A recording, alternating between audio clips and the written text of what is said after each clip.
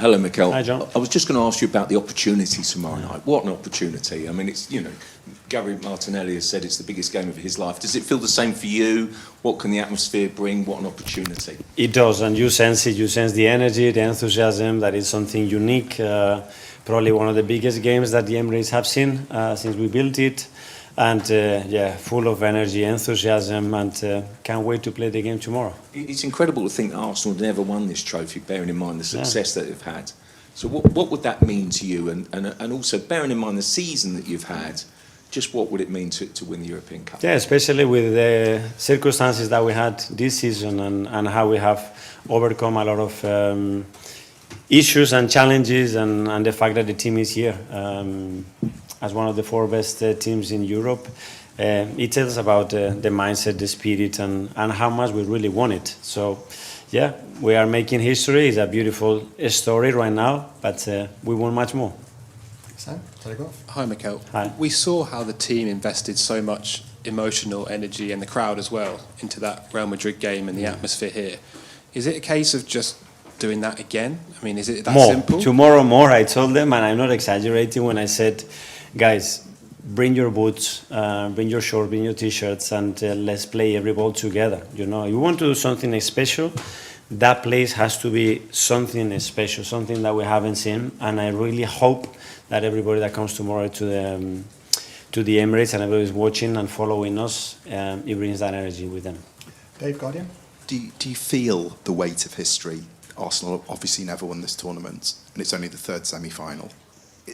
Is that sort of a big part of this? You feel it, especially because we have, fortunately, a lot of people that has worked at the club for many, many, many years, and they've never been in this position. So that tells you how unique and beautiful it is. And yeah, it's the nicest competition for any European club. We never done it, so we need to earn the right to be in that final, and everything is going to start tomorrow. And in terms of PSG, they've been absolutely excellent all season, but certainly since the turn of the year.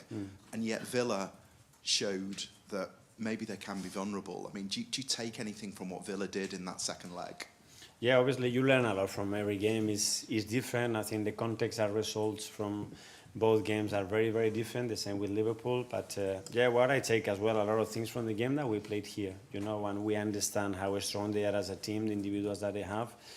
But we have the same. So when you get to this stage, I think the margins and the difference between the 2 teams is not big. It's the mindset, it's the attitude, and how we're going to play the game tomorrow.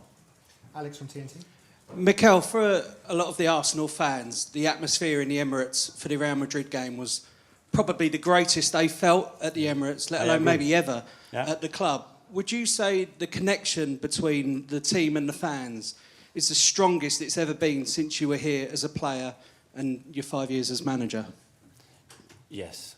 I think since I experienced and I was part of this as a player, 100%, and hopefully it will be much better because it's very improvable still. And building your own story and having the experiences that we had lately together, I think it's going to make that relationship and that connection even stronger. And tomorrow we have a massive opportunity as well, as a club, as supporters, to demonstrate who we are and how far we still want to get together.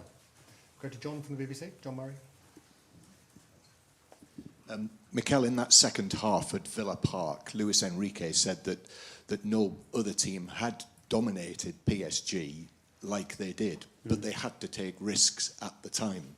So tell us a little bit about how you are brave against this team. Well, I think you've seen it firsthand, the way we approach the game against Real Madrid, the way we approach the game when we played them before, the way we approach every week. That's not going to change. That's who we are. It's our biggest strength. And the good thing as well about us is that we are able to adapt to very different contexts. And we have shown that again this season, because sometimes you don't want to, but the teams are able to take you to a different game and feeling comfortable playing that game and overcoming that game to put yourself in a position that you play more the game that you want is a big strength. And I think this season, again, we have demonstrated that we have the capacity to do that. And obviously, second leg, you have to go to the Parc des Princes, which is a daunting prospect. However, what do you take from having gone to the Bernabeu and finish the job?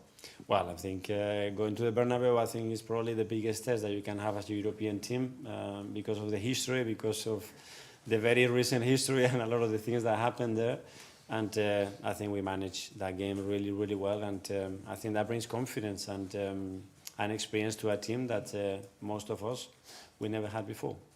Ian from TalkSport. Hi, Mikel. How are you? I'm good, thank you. Declan Rice, man of the match in both games against Real Madrid. Has £100 million ever been spent more wisely on a player than you spent on him?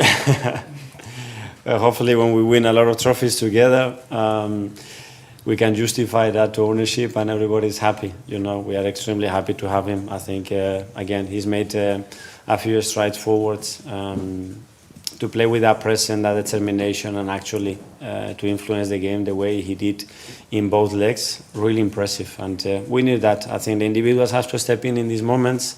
It's a game for players and a game for big players to stand out and make the difference in the game.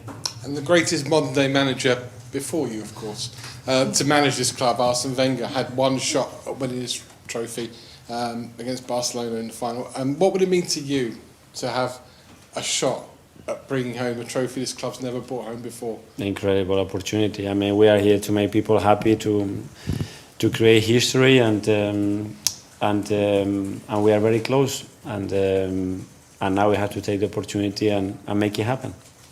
James from Sky Sports. Mikel, considering the journey that you've been on with this club, and there has been some really dark days at times, how much pride do you take in the fact you're going to lead Arsenal into a Champions League semi-final? And did you always believe you could take Arsenal to this stage?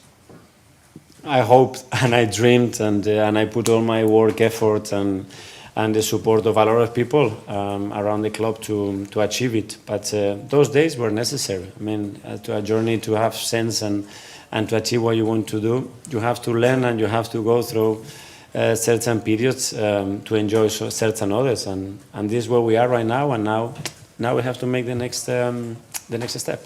No Thomas Partey tomorrow. How much of a boost was it to have Mikel Merino back in training? And can you provide an update when it comes to Calafiori as well, and Ben White back in training today? Yeah, as well? Mikel and Ben. So obviously we know that we lost Thomas, unfortunately, very late in the game against Real Madrid. And Ben and Mikel, they were able to train. Let's see if they are able to start tomorrow. And Ricky is still not fit. Art Athletic. Hi, Mikel. I think before the Real Madrid game, you spoke about it being about more than belief, but a mindset. And I was just wondering, can you explain what that mindset looks like? Is it something that's had to kind of shift as time has kind of evolved? It's just to visualize it, to be convinced, to go on that piece thinking, we're going to beat them. We're going to be better than them tomorrow, and we're going to do everything that we understand is the right things to earn the right to win the game. And go there with that conviction and feel the conviction around it. I think it's key. If we are able to generate that energy, we're going to be much closer to winning the game. And that's what I feel, again, in the team, that we are really looking forward to play the games tomorrow, and we're going to give our very best to try to win the game. That feeling that you've described, is it something that you can kind of notice changing in real time, or is it only when you look back?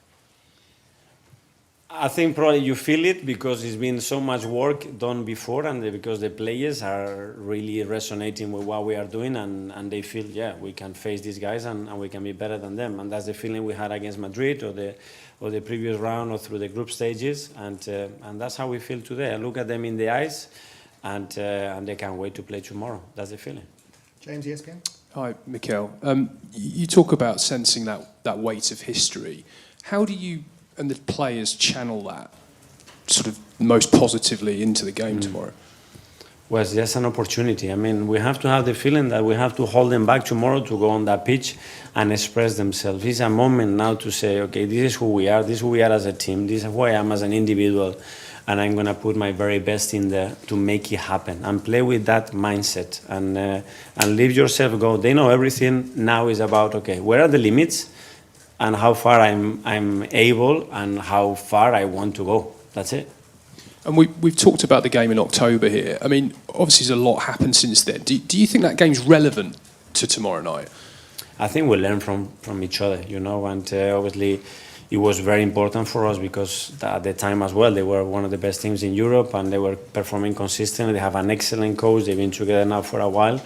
and to put yourself into that category, to that level, and say, actually, we can compete and we can beat them, I think was a good preparation I went for what is coming right now. Jordan, Simon? Hi, Mikel. I think also we've seen it with the English national team and their bid to go and end their run of not winning a trophy, and they talk about the weight of the badge and not being able to shrug that off and forget about the past. How do you do that? How do you shrug off that weight and let players go and play free when...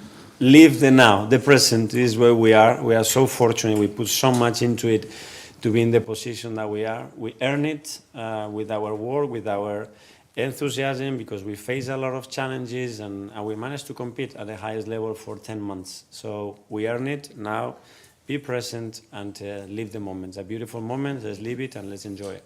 So in this moment, do you avoid talking about the past and what's happened in the past and only today? For me, it's irrelevant. You know, it's part of our history. We can learn things from that. But the past is the very far past or a very short past as well. And I'm very interested with the short past to understand if that helped the team to be in the position that is today, to use a lot of things to be better tomorrow and win the game. Tom, Football London? Hi, Mikel. I heard the term one club mentioned before when talking about the men's and the women's team at Arsenal. There's a chance that Arsenal could have two teams in a Champions League final this season across those two competitions. Did you take inspiration from yesterday's? Well, women's team has already earned that, and it's been an inspiration. It's been incredible what they've done to achieve it in the manner that they've done it. So again, for us, it's just they're showing the road, the pathway, how we can do it, and how inspiring it is for us, because we want to be there as well. James, CBS? Mikel, just leaping back to that game in October, what were the qualities you saw on the pitch that night that you're going to be telling your team to replicate tomorrow night? I love the presence straight away, how we went out there, our body language, the intensity, how aggressive we were. We play with real belief and determination, and when you are facing big opponents, immediately you need to put the game into that context. Hi, Mikel. You seem to be radiating an excitement ahead of tomorrow night's game, which is great to see. How do you protect against that turning into nerves, though, in terms of some of the playing staff? How do you stop that excitement turning into nerves with the occasion right on the horizon? Preparation. I think prepare as well as you possibly can. Make sure that your energy is balanced. Make sure that your understanding of what you have to do is already done. It's time to express yourself out there and enjoy being a footballer and playing in one of the best stages that you can play in world football. Isan Dalimel? Hi, Mikel. With Real Madrid, they obviously caught a lot of attention because of the star players in their team, the fact that they've won the Champions League 15 times. In some ways with PSG, does there need to be a bit of... You need to be careful in some ways because of, despite obviously not having that prestige as Real Madrid did, they're still a good team, and obviously... as a team, they're more together rather than just individual parts, maybe. Yeah, very, very different opposition. I think it's a team that is very well worked, with a lot of detail, with a lot of attention to a lot of things, and understanding why certain things happen in the game. And then, of course, they have the individual talent that we have. If not, we wouldn't be here. Okay, we've got so many hands up. I don't think we're going to get through everyone. So we'll take two more from UK, and then we'll go into a Spanish question, then one question in French, if that's okay. So we'll go for Simon from Mikel, just since that Real Madrid game, for a lot of people, you've become the favourites to go all the way in the competition. Just wonder how that tag sits with you and the players. I think we generated belief that we did it against, again, probably the best opposition that you can face in the competition. And that has generated, I think, enthusiasm and possibilities probably that nobody expected, which is very good. Phil Pierre? Hi, Mikel. I was going to ask a similar thing. So just on that same theme, do you think that Arsenal should be considered the favourites to win the Champions League this year? Well, I think when you look at the history, we go back to the history, no, because we never done it. So there is so much to do. Hopefully, if somebody believes we can do it, it's because of the performances and what is the team transmitting against the big opposition. If that's the case, okay. And a question behind the gentleman here. In French, but response in English, yeah. Okay, bonsoir. Hi, Mikel. I work for Le Parisien. We often speak about strategy, we speak about lots of different things, but at the end of the day, when we get to the semi-final of a Champions League, is it not the team that are going to play with their hearts and be the most intense that are going to qualify for the final? So that's one, certainly, the intensity and And the understanding of managing emotional moment is very important, but at the end you have to play your game, you have to deliver the quality in key moments to earn the right to win a football match against a really good opposition. Okay, finally from Marca. Hello, Mikel. I know you love the present, but you played in Paris when you were very young. Which are your remains about that year with Poch and Gabi, Heinze? And just for a curious thing, I know you are focused on this game, but are you aware of the chaos blackout we have in Spain? Thank you. Well, yeah, one of the best memories that I have as a football player, obviously, was my debut, and it was for PSG. Forever grateful for the opportunity and the